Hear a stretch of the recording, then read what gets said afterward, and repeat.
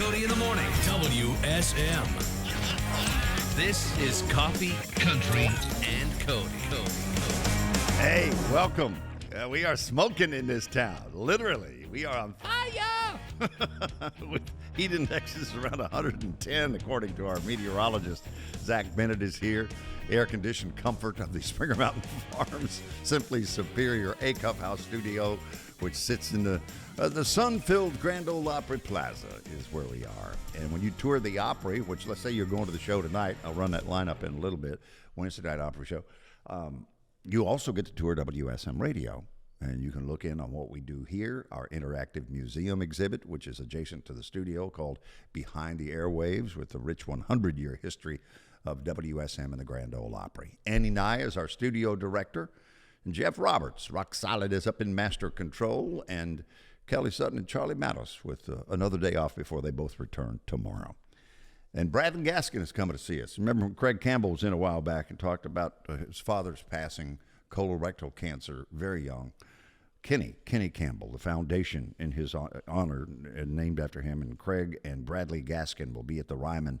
That is tomorrow night, and we'll run that down with Bradley in studio. He'll be on the Assembly Food Hall stage here in just a little bit. And then later, I hadn't seen her in a while. I think last time I ran into her, we were backstage at the Opry catching up. But playing the Opry on Saturday night, her new single, Sanctuary, came out a couple of months back. She was on season 12 of The Voice. That's been 8 years ago. I looked it up. 2017, something like that. Time marches on. It sure does. Brennley Brown is her name. And if you've not met her, so many of you say, oh, I know exactly what you're talking about. Came right into my life and living room back there in season 12 of The Voice. But she's with us this morning. Again, all that happening on the Performance Assembly Food Hall stage. Coffee, Country, and Cody. WSM Radio. This is Coffee, Country, and Cody. I know it's early, 8 a.m. in the Central Time Zone, 8:11. Hard on a man to be accidentally drunk at that hour of the day. But welcome Bradley Gaskin to the Assembly Food Hall stage. How you doing this morning? All right. We got that music coming up. That's his single, which is everywhere these days on radio and streaming platforms. It is. And up early this morning. Are you an early riser traditionally? Always. Are you? Yeah, always. I don't know many of my musician friends and myself that get a lot of sleep anyway, so we're kind of always up. Yeah. Me and my wife and my daughter drove in last night from Duck Springs, Alabama, and I might have slept an hour just because I was so excited to be on here again with my friend Bill Cody. So. Well, the last time you were here, we got the preview debut for our show anyway of Accidentally. Absolutely. Right? That's the new single, and I've been out at country radio playing, performing, doing all kinds of shows, and I'm just overwhelmed that I'm back doing my thing, man. So for people who don't know, please share that story of how you and I first met in that remarkable night at the Ryman Auditorium at the invitation of John Rich. So that was 2008. I first came to town. I was hanging drywall with my dad, working wide open, hadn't been married long, and my wife has said, hey, I heard that you can put some of your songs on this thing called MySpace. And I was like, what is that? Bill, I was 28 years old. I didn't own a computer. I'd never sent an email. I was new to a cell phone. I was new to all that stuff. And think about how big that was at the time. And the fact that it is no longer. It hasn't been in a long time. Yeah, it just, I was blown away of like what she was trying to tell me. She's like, I know you keep going to Nashville and people hear your stuff. She said, but people from all over the world can hear your stuff. So she helped me make a profile. I put the song, which was my first single, Mr. Bartender. I recorded a crappy version of it and threw it up on MySpace. And 2 weeks after I made that profile, John Rich sent me a message. And I didn't believe it because one of his partners, my friend who became part of the publishing company with John, he wound up being my tour manager and everything. One of my best friends, Charlie Panaccio, he sent me on that MySpace profile, he sent me a message, like a DM thing. So John did? Yeah, well, Charlie did. Charlie Panaccio did, but it had John Rich's face. And I told my wife, I was like, somebody is scamming. And this was early on. So I said, somebody is scamming. This is why I hate the internet. It's not true. And I said, but I'm going to message it back. So I did. And he was asking me if I played anywhere in Nashville, if I had a band. He wanted to know who wrote the song, Mr. Bartender, that I had uploaded. And I told him that I did. And he said, for the life of me in that message, I thought this was a cover. And he's a walking jukebox, you know that. Oh, absolutely. And he said, I thought this was a cover, but I cannot, for the life of me, figure out who did it originally. And I said, well, I wrote the song. And so I said, if this is the real John Rich, you can call me. Here's my cell number. And about 20 or 30 minutes rolled by, nothing. And I looked at my wife and I said, see, I told you. And my phone rang. It was 615 area code. I knew because I had called everybody in Country Weekly magazine to see if I could cut demos or come up here and meet somebody. So 615, I knew instantly, was Nashville. And so I accepted the call. He invited me to Nashville. He was doing a get-rich talent search. Him and Kenny was kind of doing their own thing.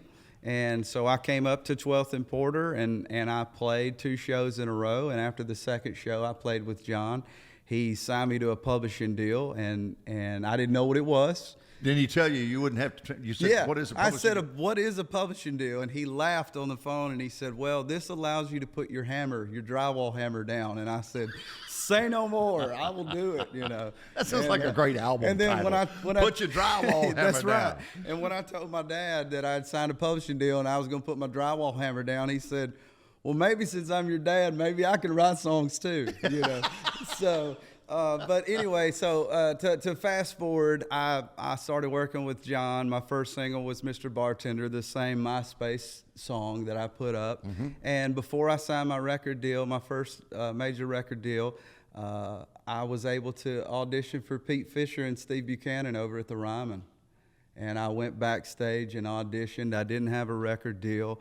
My dear friend in this town, Renee Bell, made a phone call to Pete and said, how hard would it be to get an unsigned artist to perform at the Opry?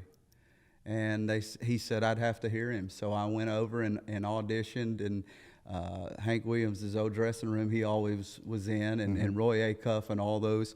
And so I went and auditioned, and when I did, he gave me the date on the spot, which was October the 7th of 2010. And that's where I first met you, because you brought me on for my first appearance. Yeah. To a standing ovation. I never got that doing drywall, man. I don't remember nobody ever standing up while I was doing drywall. Is drywall, is that multi-generational? You mentioned your dad. Yes, it's on my mom's side of the family. It's on my dad's side of the family. I was destined to be a drywaller, and I did it. But I had a crazy dream, an ambition to write songs and sing and perform. And where I'm from, nobody really had any big dreams. Nobody really had, they just got comfortable. And it's okay to be comfortable, but I was the weirdo kid that wanted to pursue this, and I wanted to hear my songs, and I wanted to hear my voice on the radio, and I wanted to do what my heroes that I'd listened to on all those vinyl records and cassette tapes. I wanted to do that. Did you feel the hillbilly dust when you were back there in Hank Williams' dressing room? Because there was just that one dressing room in the old days. That whole building to me has an aura to it. Yeah. It lives. Like, I don't care if anybody's there or not. It lives. Like I was in there not long ago shooting some promo stuff, and we're just walking around, and it feels like somebody's looking over your shoulder the whole time you're in there. I heard Sharon White once say, she had heard a professor, I want to say maybe at Stanford or somewhere, say that matter has a memory.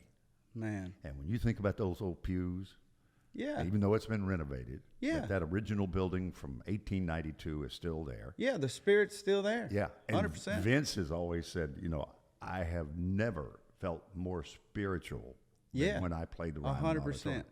Like, every time I've been there, whether it's been packed out or like the other day when I was in there, it lives. And that's so hard. Like, you can't explain it, but you know exactly. Like, if you've never been there, I guarantee you the first time you go, you're going to feel something of what we're talking about. Well, tomorrow night people will feel something at the Ryman. Tell us about the Kenny Campbell. So tomorrow night I get to go back to my favorite stage that I've ever been on in my entire life. I remember the last time that I spoke to my granddad in 2010. He passed before I could play the Ryman for the first time, and the last conversation that he and I ever had before he got so sick and we couldn't speak and talk anymore, he asked me, he said, "Boy, are they ever going to let you play the Ryman or the Opry?"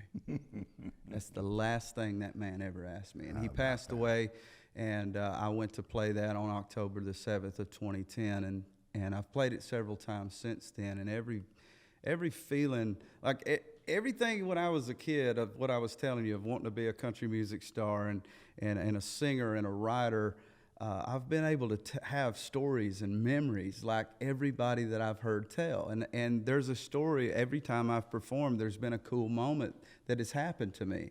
And tomorrow night I get to add to the Bradley Gaskin memory book. And you and Craig Campbell. Craig Campbell, yeah, me and Craig and several other artists, Haley Benedict, Michael Ray, Tyler Farr, Brian White. Taylor Holder's there. Yeah, Brian White, Brian is one of the most talented guys that I've ever been around. And Craig's father, Kenny, for whom this foundation is named, died a young man, colorectal cancer. Craig lost him at a very young age. I think he was 11 when his dad passed. He was very young, yeah. And so he started this foundation in honor of his father, and we put this show together, and it's for a great cause at a great place, and we're going to be playing great country music, Bill. That's Bradley Gaskin, and he's a special one. We're going to do Accidentally Drunk, and he's going to play live for us, too, from the Assembly Food Hall stage on Coffee, Country, and Cody, worldwide, WSM Radio, and Circle Country TV. This is Coffee, Country, and Cody. We are back, excited always to see my friend Bradley Gaskin, who drove up from Duck Springs, Alabama this morning. We've got his family in tow. That's right. Getting ready for tomorrow night, playing the Ryman Auditorium. If you just joined us, we referenced that early, the Kenny Campbell Foundation benefit concert. Craig Campbell, and the lineup at, Tyler Farr, Michael Ray. It's great to see Brian White's name on this lineup. I've been playing some shows with Brian over the last couple of years, and he and I have been writing some and stuff, and just one of the most nicest, talented, most genuine human being you will ever meet. I doubt he's got a mean bone in his body, man. And when he sings and all those hits that he had, it makes all of us young bucks just not even want to sing or play anything. And he was just a kid. Man, he was barely out of his teens. Yeah, and he hasn't aged any. He looks the same. I think the first single I remember from him was a thing called Eugene Eugenius. Anybody remember that? I don't remember that one. Mel, you remember that? Your publicist. Wow. Look it up. I'll have to You'll check love that it. out. So, in addition to John Rich, whom we referenced earlier, being such a help in the early days, and Big Kenny, who else have you made contact with as the years have worn on? I took a break, Bill, after I came to Nashville. Mr. Bartender was my first hit record as a writer and as an artist, and signed to a major label, and I was out playing shows. For whatever reason, everything changed, and as quick as I came to Nashville, I went right back home. And so in 2014, I come off the road from 2008 and went back to hanging drywall again, and I just went back to what I knew. And then my dad had some health issues and had to walk away from working, and I took a job working at a sawmill, and I worked there for a while, and then I took a job being the janitor, the custodian at Duck Springs Elementary School, where my little girl was in school. And I remember, I never felt like I was too good to do anything. I never felt like that. I just felt like I wasn't supposed to be there. And because bitterness would creep in for a lot of people. It did. That's a whole nother show. I don't know if we have enough time. But, it was hard to get past, and it's hard to forget something that you've loved and done so much. And when I came to town, it was almost like it was a curse for me to be country and to do what I did. And so when I went back, I took the job. I told my wife, I said, "Hey, look, this opportunity's came up. I'm going to take it." And I said, "And I'm going to pray that God takes all that away from me, so nobody mentions it. I don't want to talk about it. I just want to move forward. And I remember the first morning I clocked in there, I was standing outside with the principal, who is my dear friend, Suzanne Nance, back home in Duck Springs. And I was standing there, and a little kid got out of the car at car rider time and said, Are you Bradley Gaskin? And I said, I am. He said, well, my daddy plays your songs all the time. And I was like, what have I got to do to get through, God? It's not working here. And so for 5 years straight, I worked there, and every kid, and I made some great friends there. But every kid, I couldn't tell you how many times a week I would hear, Mr. Bradley, I heard you singing in the hallway. Are you ever going to go back and sing? And I said, nah. I said, that's something that I used to do. I'm going to stay right here. What changed, Bradley? A guy named Jack Cole. He is the CEO, the president of my independent record company called 30A Life Records. He and I met when I was playing shows for St. Jude in Memphis years ago, and he was just a fan. I was over at Rendezvous Ribs. I was sitting there with the program director from the radio station, Kay Manley. We were hanging out. Nikki Wood, she's there. She's now at Big Loud. We were just kind of hanging out and eating and just talking country music. I was there for a show. Yeah. And they set this gentleman down with his wife and 2 kids, 2 daughters. And that's when the Apple Music thing, where it had your picture of the single and all that. And my wife said, hey, I'm not trying to interrupt your conversation, but this guy's got a picture of you on his phone. And I was like to myself, that's weird. And so I looked over at him, and he stood up, and he said, Bradley, and I introduced myself. And he said, hey, I'm a big fan. He said, when I heard Mr. Bartender, he said, I live in Defuniak Springs, Florida. He said, when I heard Mr. Bartender on the radio, he said, I stopped my truck instantly. And he said, man, I've missed that kind of country music. So he told me what he'd done. He had a television show where he taped all these deep sea fishing episodes and hunting stuff. And he said, hey, man, if you ever want to go fishing, bring your family or friends, hit me up. So we became Twitter friends, you know, and I told him, I said, if I ever slow down, I'll hit you up. So I did. We became instant friends, man, in 2011. And he's like my brother today. He called me every month for 5 years while I worked at the school as the janitor, and said, are you ever going to go back to do music, and how can we do this? We don't have to have a major label. How can we do this and you go back and play music like you're supposed to? And I said, I don't know that I'm supposed to.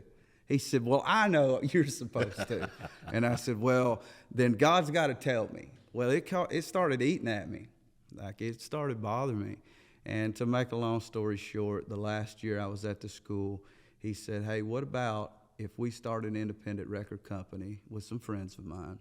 You sing Bradley Gaskin music, write what you want, sing what you want, and come back and do it and see what happens. And so I've got a brand new single on the radio that you just heard, Accidentally Drunk. And we just put out a brand new full-blown album that I never got to do when I was on my major label. Mm-hmm. And Jack is all the no's that I've heard, he's made those yeses.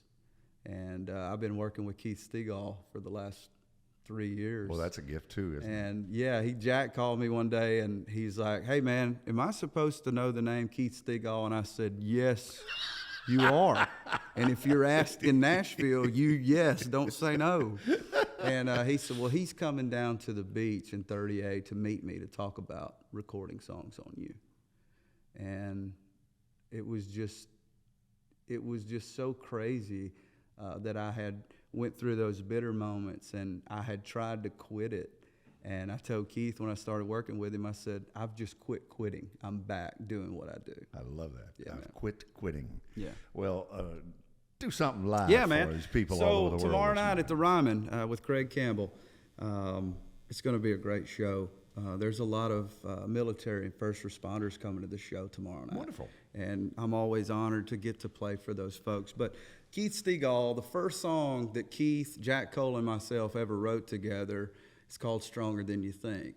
And it's about everybody's journey. Life is not always sunshine, man. And I've went through that on different levels. I built a house during COVID and survived a marriage. So I'm raising a teenage daughter. She now has a boyfriend, or he's a friend. I haven't really labeled him as a boyfriend yet. But like all those changes in life and the ins and outs of your career and hearing no's and just there's days you don't feel like you're going to make it. But at the end of the day, you're stronger than you think. And so I want to play that for you. Great. Bradley Gaskin. That's Bradley Gaskin, your daily dose of positivity right there.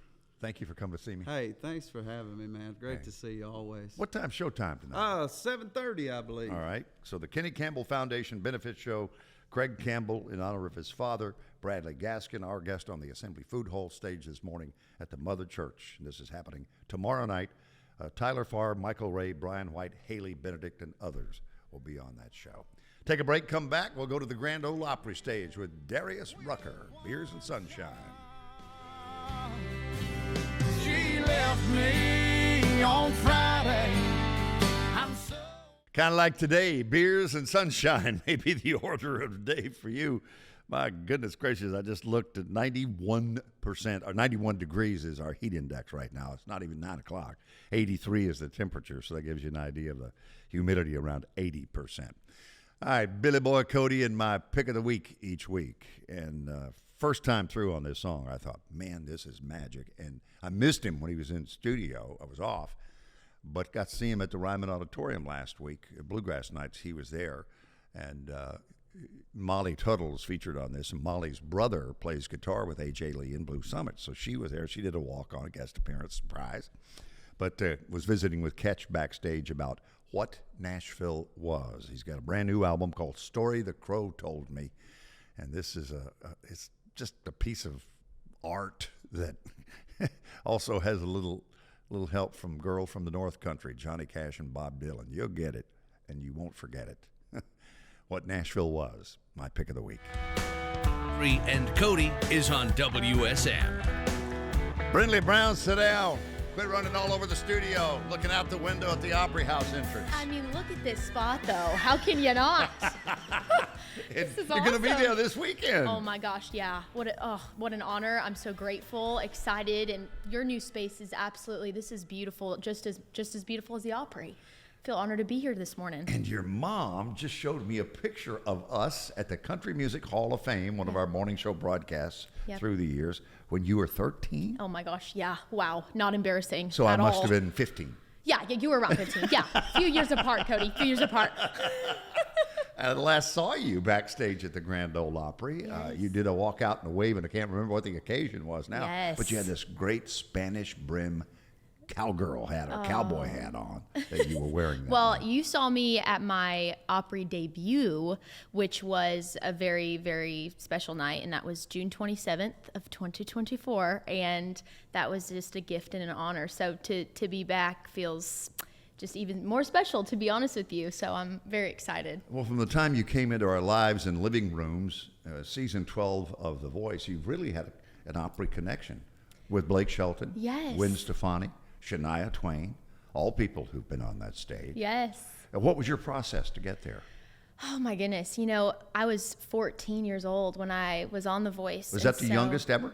I was one of the youngest contestants, yes, Okay. ever on the I thought show. you'd have to be at that age. Yes, they had just, lowered the age to 13. You could audition. And, that was such a whirlwind of an experience that I look back now and I'm so grateful. It shaped me as an artist. I learned so much through that process, and being so young on that show and getting to work with, Blake and Gwen and just learn some of their, just gather any wisdom, that they had in this business. So I'm grateful for that. So obviously she from the pop side, but you said you knew instantly that Blake would be a go-to because he was the country guy. Right. And that's what you wanted to do in Right. your career. Yeah, no, it was kind of an immediate, hey, Blake is, going to be the one that I'm going to want to work with if I even get a chair turn, right? And And then further on in the show, Gwen Stefani ended up stealing me from Blake Shelton. And so I ended up working with Gwen, and it was awesome working with another female, and, you know, her being young in the industry as well and kind of growing up in it, learned so much wisdom from her as well. So. And Shania, one of your heroes, comes into the picture as a mentor on that particular season. That was wild. And I remember that week I sang Anyway. And so it was a challenging song by Martina McBride. And so she also just gave me so much just encouragement. And I'll never forget, you know, that experience. Super grateful. California girl, where are you making your home these days? You still on the West Coast, or are you here? No, I've moved down to Nashville. I moved here about 4.5 years ago, but I grew up in Apple Valley, California. It's a small town in the high desert, and, you know, was raised on country music and grew up with horses. And so, you know, the West Coast has its brand of maybe the ocean, which we do love, right? But we also have, you know, beautiful deserts out there. So that's where I, you know, grew up. So. And that's Roy Rogers country, isn't it? Apple Valley? Home of Roy Rogers. Cody, that's impressive. You know that. It's a wonderful name, very memorable name, but I just thought it was perfect that he and Dale settled there. Oh, yeah. You know, in his retirement years. Yes. And really put it on the map, because the museum was there, and before then, I don't think Apple Valley was, you know, very known, we'll say. So, yes. He hipped it up just a little bit. Yes. Well, again, if you just joined us, Brennley Brown is here. This is Mr. Acuff's living room. Believe it or not, the stage you are on is from the 50s, the same wood that the Circle at the Opry House is from. Wow. The Assembly Food Hall stage. So I reference this as the country music living room. It really is. And it's wonderful to have you as a guest this morning. Thank you. Wow, what an honor. So that's very, very cool. So grateful to be here. And we're going to feature new music from you. Sanctuary came out last, February? Yes. Something like that.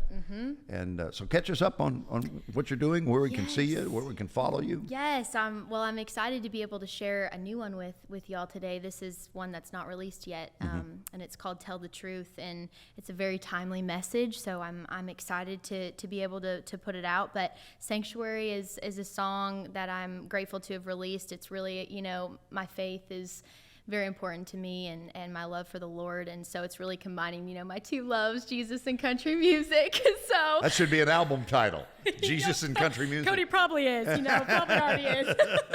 But so you grew up singing in church? You know, I grew up singing in church, but really my mom introduced me to a lot of gospel music and Maranatha Praise Band. So I grew up with that, and, you know, my dad introduced me to Waylon and Willie. And so it was just this hilarious combination where, you know, my dad and I would be listening to that, you know, 70s country, and then my mom, you know, praising Jesus in the house, you know, and so it was that combination growing up, and I'm grateful. It's, you know, shaped me as an artist for sure. And I know Linda Ronstadt was an influence, and we celebrated her last night with Tricia Yearwood and James Taylor and a who's who at the Country Music Hall of Fame. Ooh, yeah. That's amazing. Yes, she's one of, I just love Linda, and grew up on her music as well. And Emmylou Harris, I'm actually, the guitar I'm playing today is signed by Emmylou, and just thankful for those women that, you know, helped pave the way and gave us the ability to sing and write songs, and really, you know, we're trailblazers. So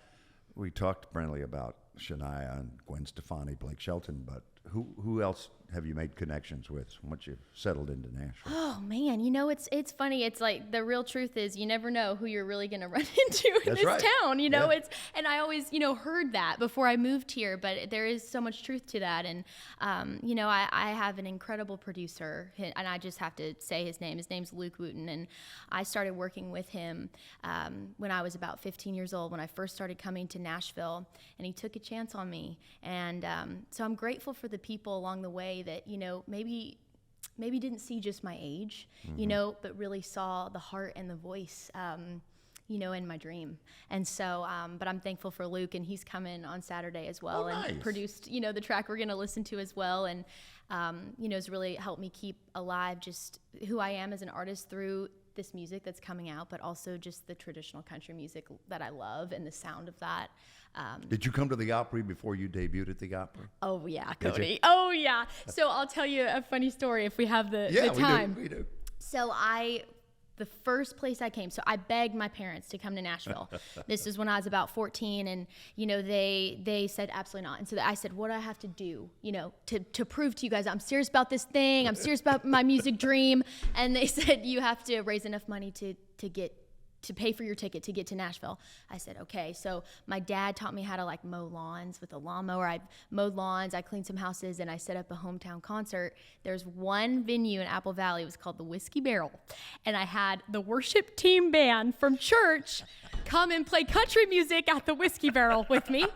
Love it. And I was able to raise enough money. But the first thing I did, my family and I, my dad, my mom, and I, we came to the Grand Ole Opry. We literally landed and came to a show at the Opry. And I remember sitting in the back. Who was on that night? You remember? Oh my gosh. I remember that it was, well, you know who I remember specifically? Because I was 14 at this time.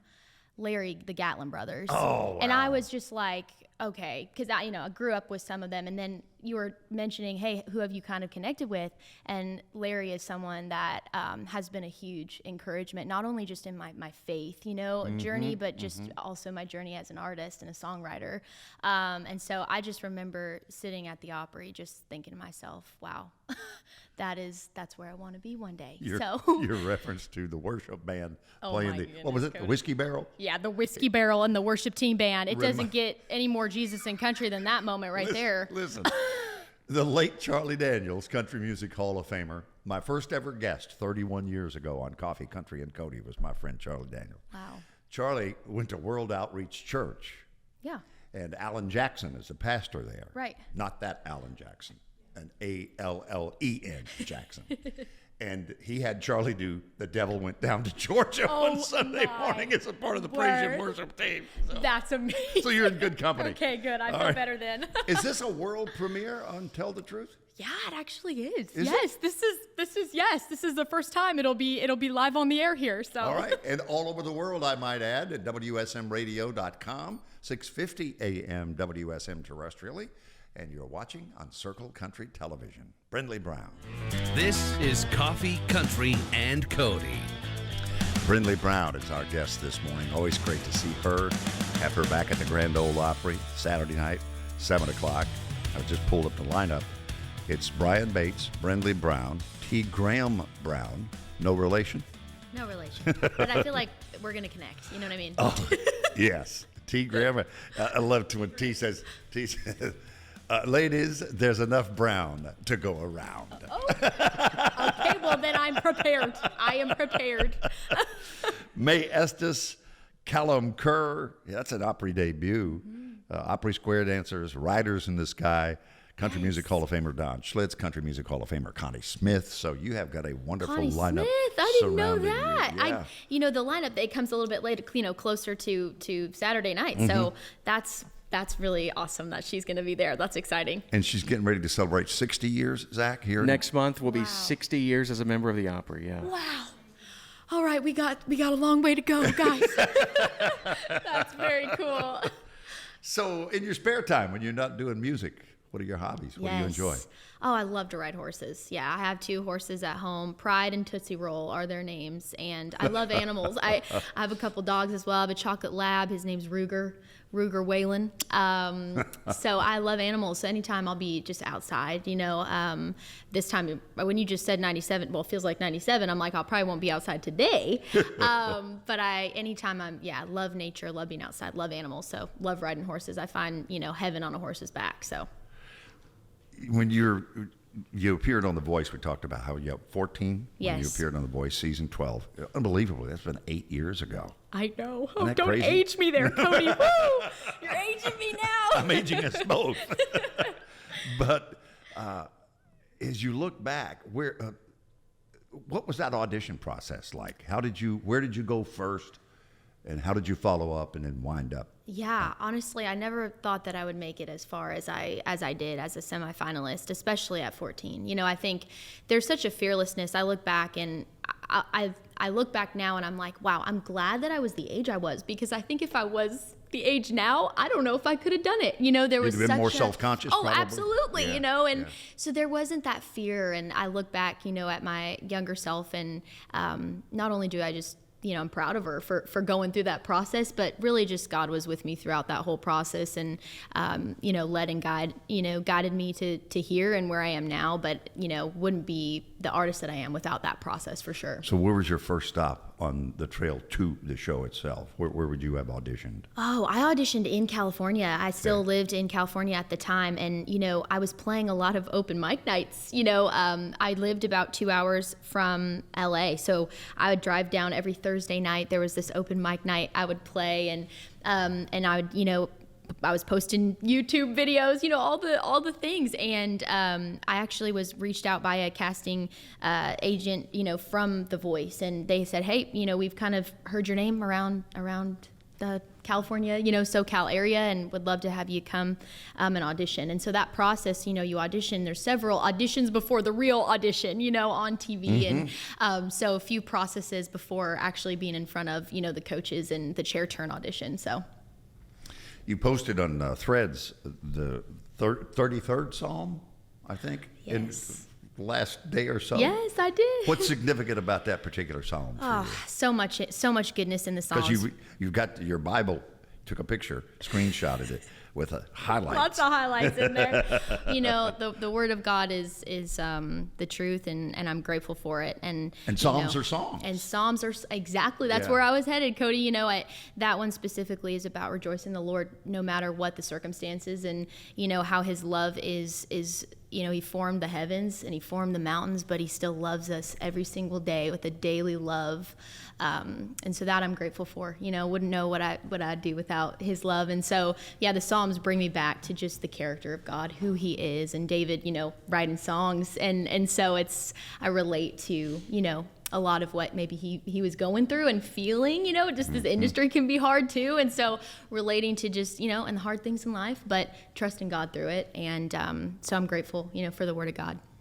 What are you going to play and sing for us this morning? I'm going to sing. And thank you for the debut of Tell the Truth a little bit earlier. Yes. Here on Let us know WSM. what you think. I haven't put it out yet. So. And where do you get the most traction on socials? Instagram. Okay. Instagram. I Okay. mean, socials, cross are just at Brennley Brown, just my name. But I do tend to post more on Instagram, just being honest. So Okay, that's fine. That's my go-to, platform, if you will. That's where we want people to connect with you. But this song is also not released yet, but it's called Jesus Anywhere, and I actually played it at my Opry debut last year, and so I'm really excited to put this out. But it's a song about Jesus showing up in the unlikely places. And we were just talking off the air about just country music and the storytelling, and just, that's why I fell in love with country music, is the stories that it tells, and, how my faith and how faith has been such a beautiful part of country music, and a part of my journey. The Lord really used music in my life to draw me to Him. And so this song is a song I wrote with a couple friends here in Nashville, just about Him showing up in the most unlikely of places and meeting you in those hard times in life when you do go through those hard things. So this one's Jesus Anywhere.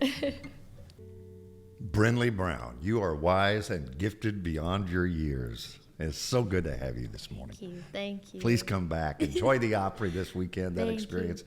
7 o'clock Saturday is her show night. We have another show. Well, I think Monday's about the only night we're dark, right, Zach? We don't have a Thursday show this week, but Okay. tonight, Friday, and Saturday. All right. And Brennley's on Saturday. This morning from the Assembly Food Hall stage, our guest here on Coffee, Country, and Cody.